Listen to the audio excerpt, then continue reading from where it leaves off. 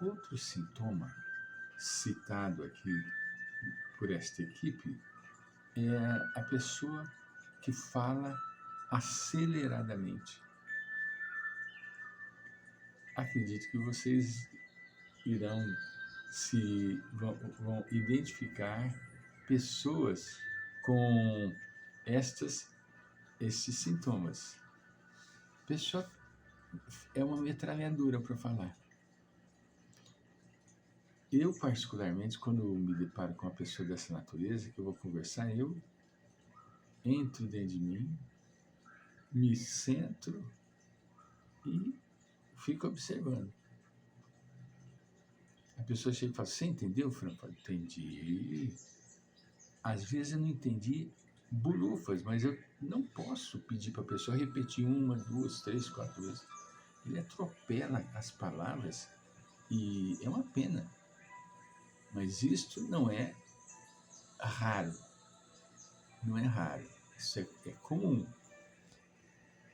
Sensação de tremor e vontade de roer as unhas. Quantas pessoas que roem? Isso é ansiedade. E aquelas pessoas que sentam, cruzam as pernas e fica com a perna balançando. Se fosse balançar lentamente, mas a pessoa balança o corpo. É uma pena. Entende? É uma pena, mas isto é comum. Isso não é uma coisa rara, isso é comum. Não é? Aí, agitação de braços e pernas. A pessoa fala. Não é o espanhol, porque o espanhol é assim, o italiano. O italiano é assim, fala com os braços, com as pernas, movimenta e fala alto. Né? Mas isso é de uma natureza típica da Itália, entende? Tensão muscular. A pessoa fica tensa, dor aqui, dor nos braços, por causa da tensão muscular. É uma pena, né? Tontura e sensação de desmaio. Tontura e sensação de desmaio. Nós estávamos uma vez em um local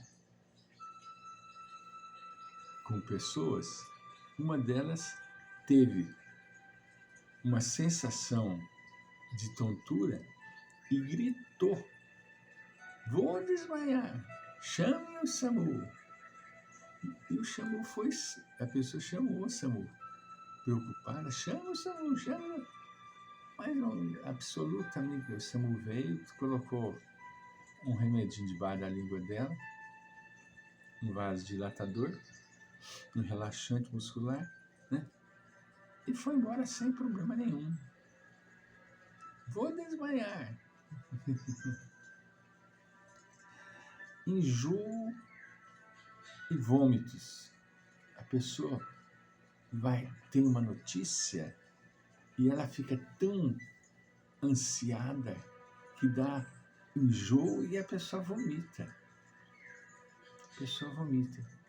Entende? Irritabilidade. Já é mais complexo. Por quê? Porque a pessoa com a irritabilidade, ela se torna agressiva. Entende? Ela agride, não fisicamente, mas com palavras. Né? Enxaqueca. A pessoa trata de todas as formas e meios a sua enxaqueca, mas não tem solução. Por quê? Porque o problema dela é a ansiedade. Trata da enxaqueca, mas não trata da ansiedade. A pessoa fica com a boca seca, com hipersensibilidade de paladar. né? Ah, me traz uma água. Ai, meu Deus, nossa. A gente dá risada, mas isso é um fato real. É um fato real, né? Insônia. A pessoa é tão ansiosa que não consegue dormir. Consegue dormir. Preocupação excessiva com tudo e com todos. Não pode receber uma notícia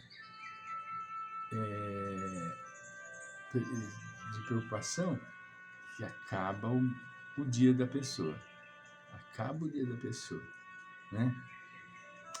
Dificuldade de concentração. A pessoa não consegue se concentrar. Por quê? Porque o trânsito mental é excessivo. Excessivo. Ela fica agitada, gerando assim a ansiedade, né? Nervosismo. A pessoa fica excessivamente nervosa.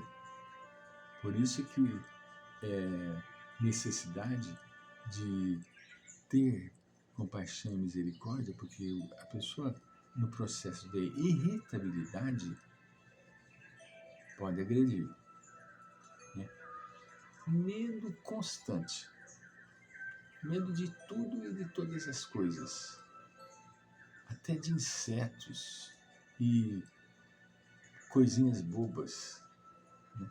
Sensação que vai perder o controle ou que algo ruim vai acontecer.